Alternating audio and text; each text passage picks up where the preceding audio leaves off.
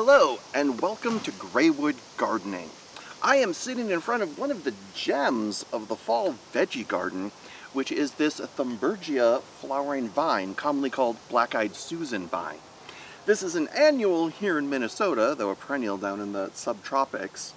And I started it from seed this spring, planted it out once the danger of frost was over, and it has been beautiful. It's grown 6 feet up to the top of this trellis, has started growing horizontally across the top, and you really couldn't ask for a lot more from a flowering vine. It is super dense. It is a solid wall packed with flowers from the base all the way to the top that's been blooming continuously since at least July, with flowers on both sides of it. It looks fantastic. I think I am definitely going to try to find a place to plant this again next year. The only reason, by the way, this isn't all the way across the trellis is that I was growing sweet peas on this half of the trellis earlier in the year. But this is one Thunbergia, which would happily cover this entire thing. If there are two possible downsides to the Thunbergia, it's number one, it takes a long time to get going. This didn't really reach the top of the trellis until the very beginning of September, and for most of June and July, this really did not look like much at all. Also, despite the fact that it's been blooming continuously for months and months, I have never seen a bee or a butterfly on these flowers. So while they look lovely, they're clearly not very attractive to our local pollinators. Alright, well, we are in the back half of October here in Minnesota, and our beautiful stretch of fall weather is finally starting to come to a stumble. The forecast says here at Graywood in 2 days we're finally going to have a hard freeze with the overnight lows dropping into the 20s, which means it is time to harvest all the rest of the peppers and the tomatoes out of the garden, get the basil inside to dry, or maybe even just toss in some water to buy a little bit more time, because 2 days from now most of the garden is going to finally die off. And that is not entirely bad news, because I can get the peppers and tomatoes out and finally turn some of those beds over and start planting the garlic for next year. Alright, a lot of fall chores to do. Let's get started.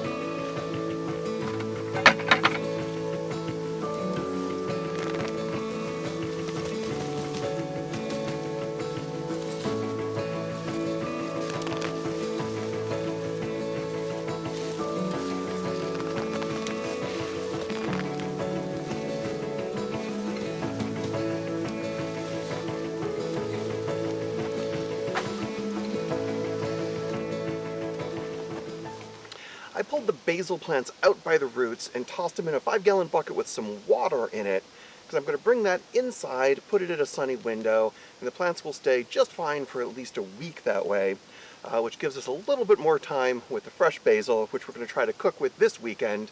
I might also take some cuttings, put them in water to root them to grow some basil for the winter, and the rest I'll just hang up from the ceiling in the basement to dry. But I think that is everything harvested that needs to be harvested. The lettuce should do fine with a couple nights in the upper 20s. The tips of the leaves might get singed and get droopy, but the plants will be fine and they'll continue to grow.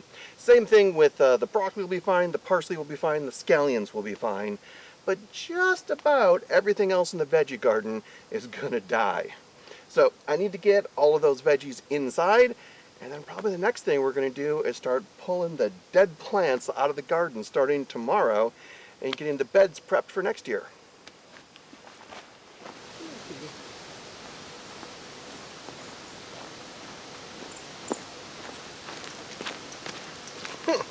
Hi.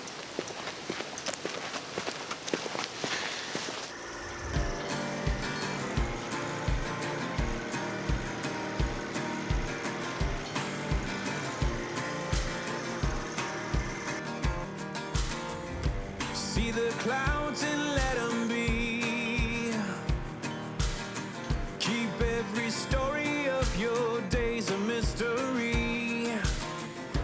Hear the songs in the breeze. Sing out your wins and trials like a melody. Ride the storms with your head held high. We only breathe till the day we die. Bring on the fire, bring on the rain. Nothing can take you down. Crashing like thunder, steel in your veins. Nothing can take you down.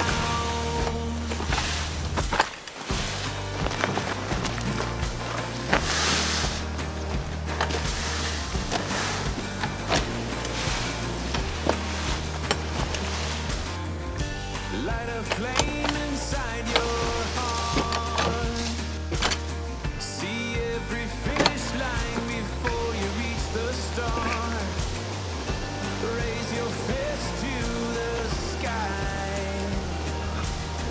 Lightning and mountaintops are made for you and I. Morning comes when the nightfall goes. Don't turn back to the road below.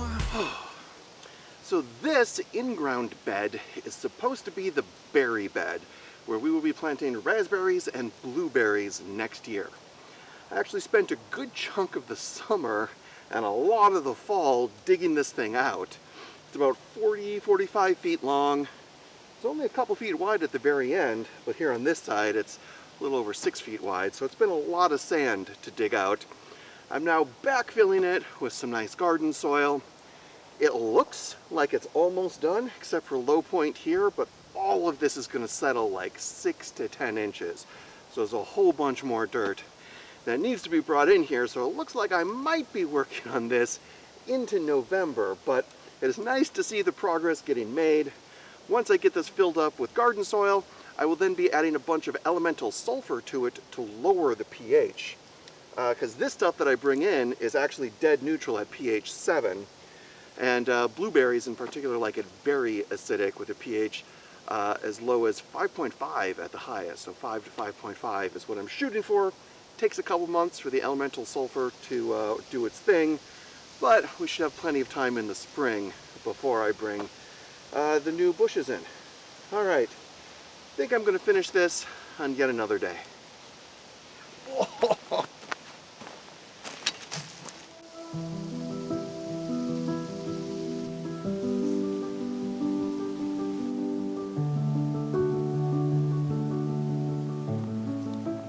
Well, we had several days that got below freezing in a row, and indeed everything delicate in the garden has died. that includes all of the peppers, the tomatoes, the beautiful black-eyed Susan vine. Obviously, the more frost-hardy things, including the broccoli, the lettuce, and the herbs, are still going strong, but there's a lot of stuff that I can finally clean out of the garden so that I can make way for some garlic planting. Hello. Yeah, you're on YouTube. All right, let's get to work.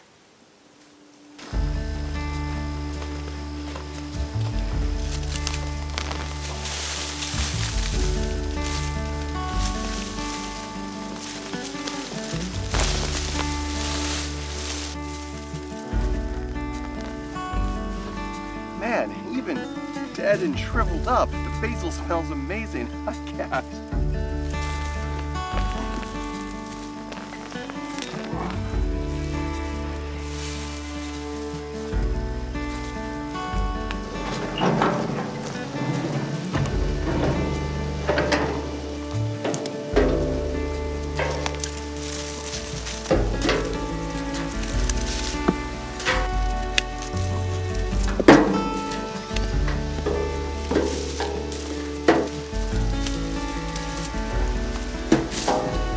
Sorry, kitten.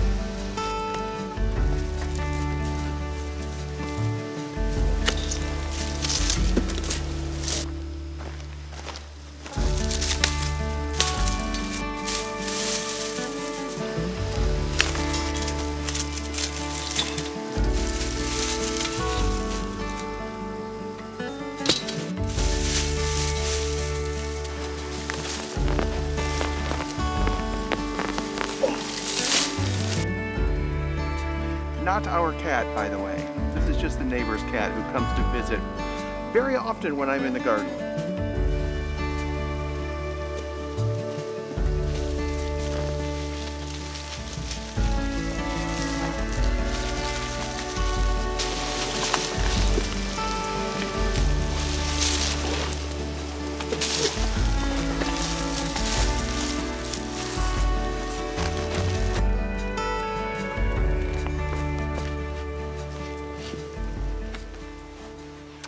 Now with all of the pepper plants killed off by the frost, it's the perfect time for the final check-in on the pepper pot experiment, which is to dig up a couple of these and see what actually happened to the pot.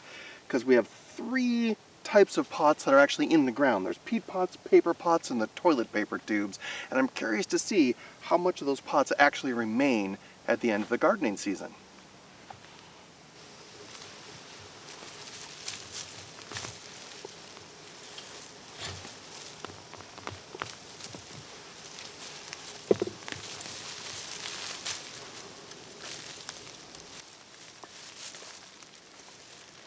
Alright, this is one of the peppers that was planted in a peat pot, and there is literally no trace of... oh, here we go. This tiny little piece of peat pot is all I can find left of the pot. It looks like this peat pot basically entirely broke down over the course of the season, and there's certainly nothing constraining the roots of this plant. Let's double check one more just to be sure.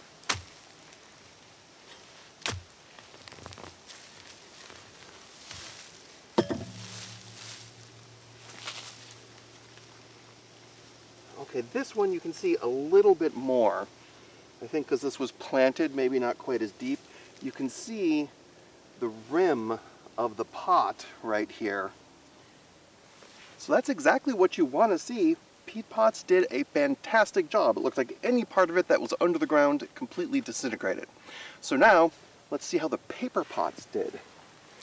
So 1, 2, 3 maybe. This is a paper pot one here.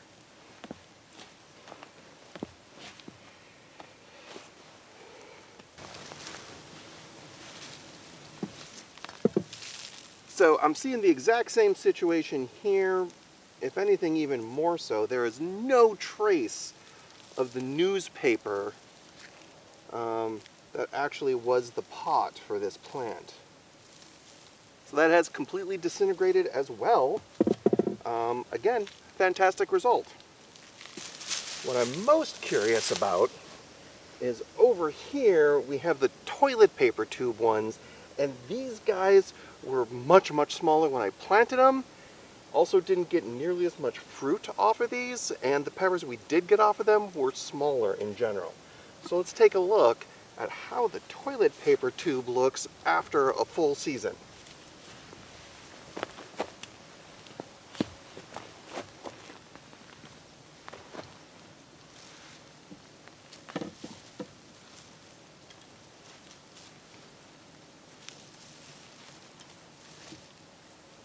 Okay, yeah, it looks like the toilet paper tube has also broken down entirely. And again, nothing stopping this root growth. So yeah, in terms of the pots that are meant to go in the ground and break down, all of them did just fine. The peat pots were basically completely disintegrated, paper pots disintegrated, and the toilet paper tubes, oh, there's like a little piece of a toilet paper tube there, also completely disintegrated. We just didn't see quite as good growth from the toilet paper tube plants. All right, well, I guess I can pull the rest of these up now.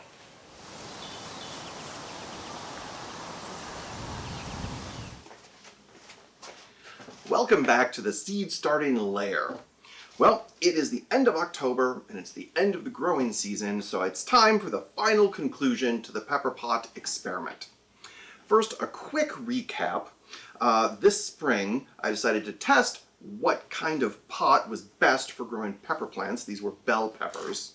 And so I tested 5 pot types: standard 3.5-inch plastic pot, a 6-cell like 2-inch pot, a paper pot, toilet paper tube, and a peat pot. I planted 6 peppers in each of these pots, grew them all to the best of my ability, planted them all out into the same garden bed, and kept track of how they grew throughout the year. Well, at the end of the year, the big picture answer is, for the most part, it did not matter what kind of pot the peppers were grown in, with one exception, which is the toilet paper tube. The plants really struggled. For me, this did not do nearly as well. I even had 3 of the seedlings died as I was trying to grow them in the toilet paper tubes, which was not a problem I had with any other pots.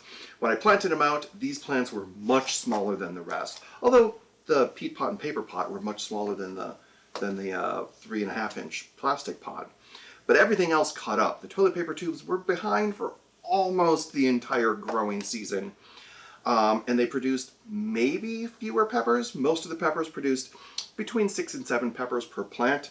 The toilet paper tube produced 4 to 5, so maybe that's statistically significant, maybe it's not. But all of the peppers were much smaller. They were like almost half the size of the same variety in a different pot.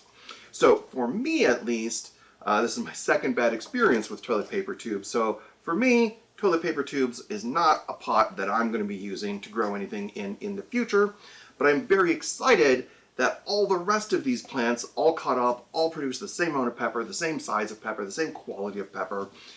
Notably, there was no long-term advantage for using the bigger 3.5-inch pot versus just the 2-inch 6-cell.